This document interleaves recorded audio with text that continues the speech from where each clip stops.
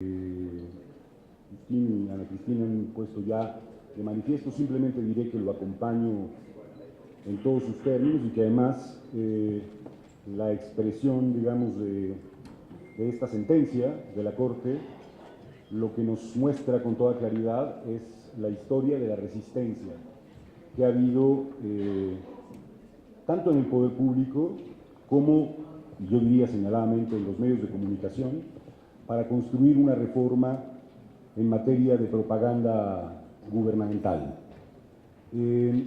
Creo que es muy importante ir a la discusión de algunos antecedentes, pero sobre todo creo que de la empresa que representa la regulación, digo yo, del 134 de la Constitución, que no puede ser, por cierto, regulado sin el acompañamiento del texto constitucional.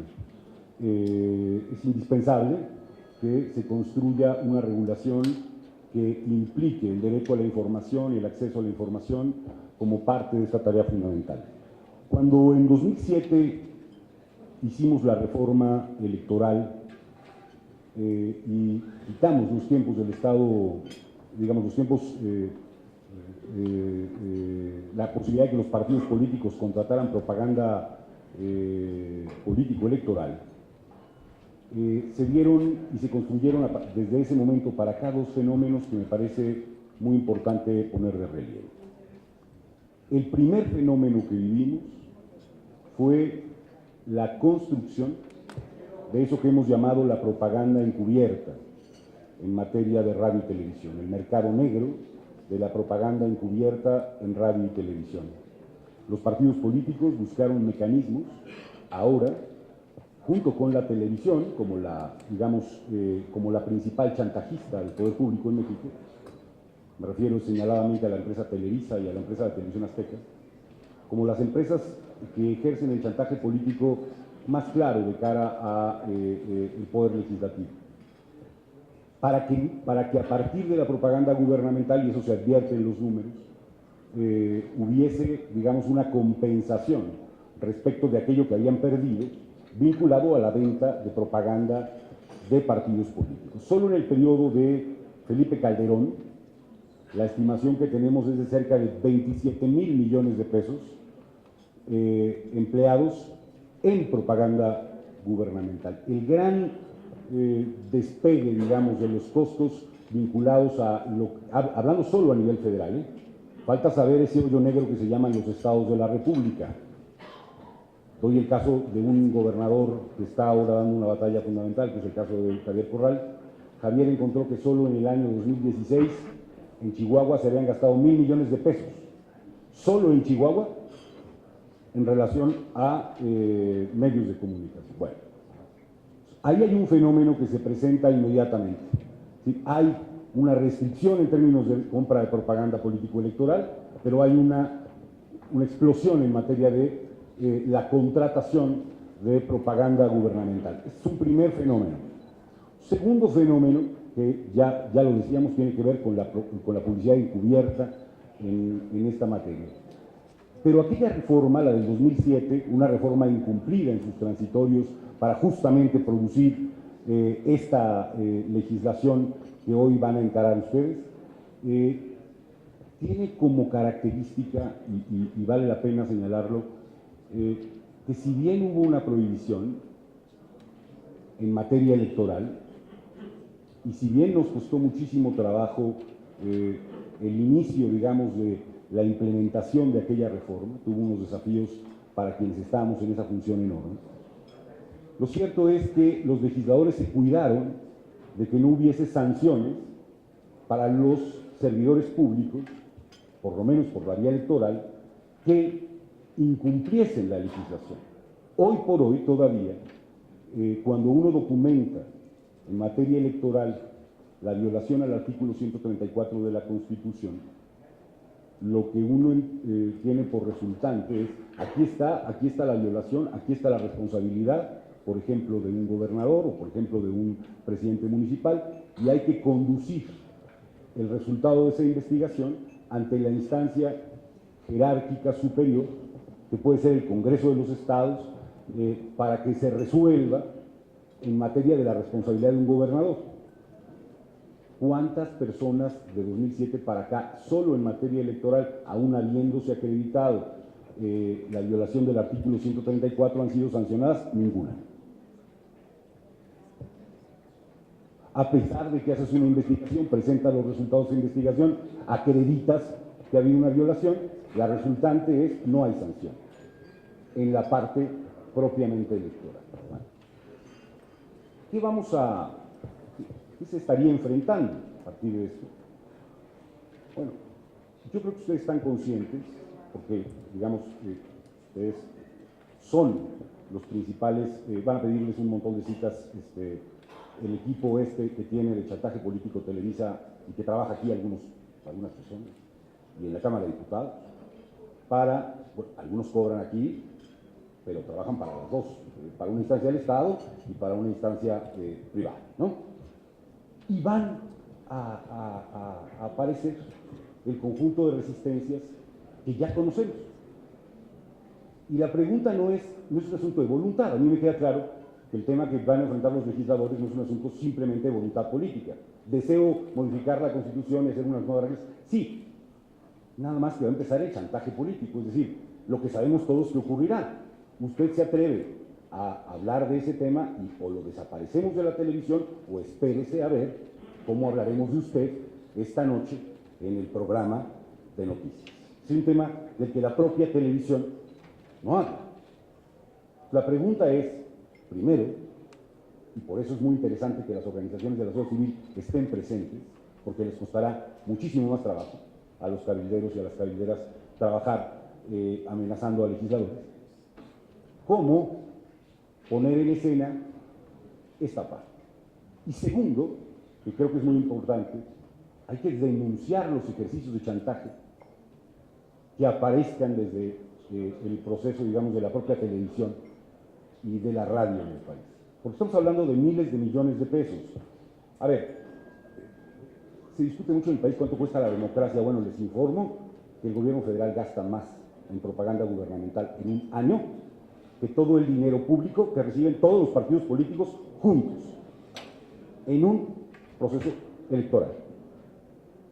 Como para empezar a medir de qué tamaño es la posibilidad o no real de enfrentar una legislación del 134. Digamos, de eso que no habla un solo medio de comunicación, representa más recursos que eso de lo que hablan todos los días los medios de comunicación sobre el costo de la democracia mexicana. Para empezar a ver el tamaño, digamos, del silencio y la simulación que hay detrás de esta disputa respecto del artículo 134. Esta es la primera parte. La segunda parte, y claro que tiene una relación notablemente importante con el tema de las libertades de expresión y de la libertad de los periodistas. Por supuesto que este es un medio de control, de ida y vuelta. Ya digo que legisladores son, digamos, chantajeados, pero por supuesto que hay muchísimos periodistas chantajeados a la inversa, es decir, no pueden ejercer la libertad periodística porque los medios de comunicación, muchos de ellos, viven del convenio publicitario de la propaganda gubernamental. Los planes mismos de esos contratos implican, desde luego, entrevistas, todo lo que llamamos la publicidad encubierta, el tratamiento editorial, etc. Por eso se vuelve un criterio, el de la transparencia, tanto de contratación como de proveedores, un elemento esencial en la constitución de una ley. ¿Quién contrata? ¿Por cuánto contrata? ¿Y qué tan público es aquello que contrata? Si ya tuviéramos solo ese nivel de información, sería muy relevante. Creo que otro debate importante es si van a buscar hacer una ley general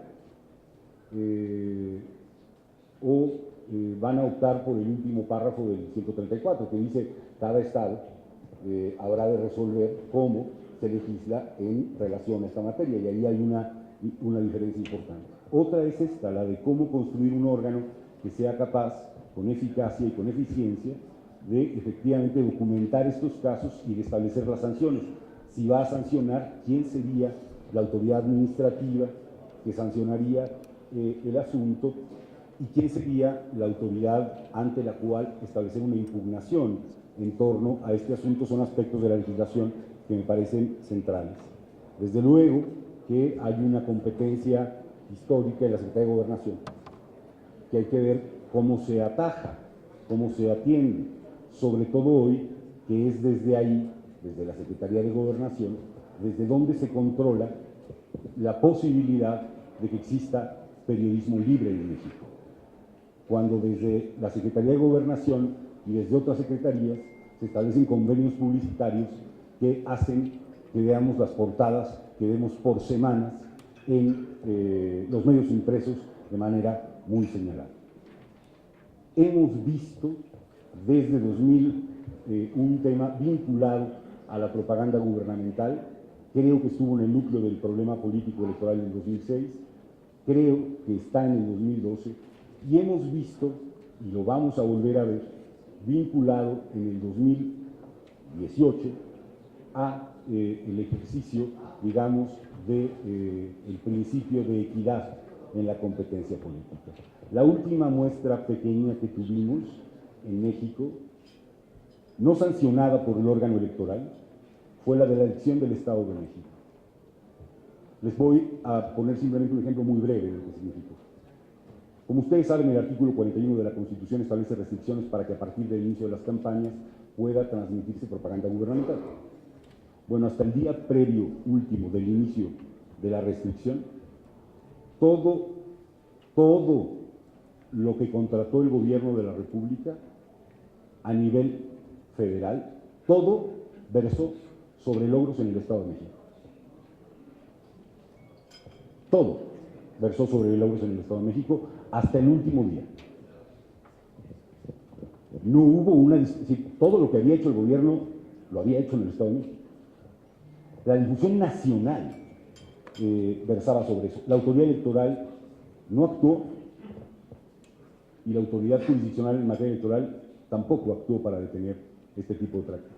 Hay, desde luego, una connivencia que atender entre el tema propiamente, digamos, electoral y de competencia política vinculado a este tema de la propaganda gubernamental. Estamos hablando de la relación entre el poder y los medios de comunicación en una parte esencial en el país, y por eso se vuelve una reforma tan desafiante, tan interesante, tan compleja y tan difícil de sacar adelante. Termino diciendo, quizá para que demos lugar más bien a intercambios, es que a mí me parece que en esta reforma, en la posibilidad de esta reforma, hay muchísimas potencialidades desde el punto de vista democratizador del país. En la medida en que seamos capaces de tener medios libres y posibilidades de no control, es que van a surgir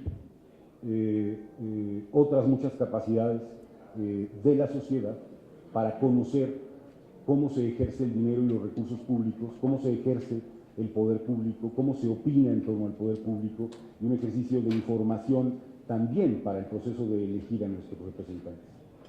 Está aquí, pues, me parece, uno de los temas por los que muchos de nosotros y nosotras seguramente durante muchos años hemos hecho un esfuerzo de reforma y de avance, tanto en algunas instituciones como desde la sociedad civil.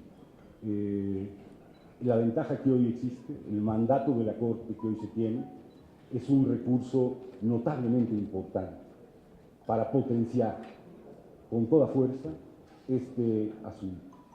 Ya sabemos, y con esto termino, ya sabemos que la historia de la transición de la democracia a la democracia en México es hacer reformas, poner transitorios que se incumplen, cuando se hace la legislación, hacerla contra la Constitución, esperar a ver qué dice la Corte, una vez que resuelve la Corte y se gana, y si ya no hay de otra, y hay que hacer un órgano e interponer, secuestrar al órgano, una vez que se secuestra al órgano, otra vez hay que ir al Poder Judicial. Esta es la historia de nuestra vida democrática.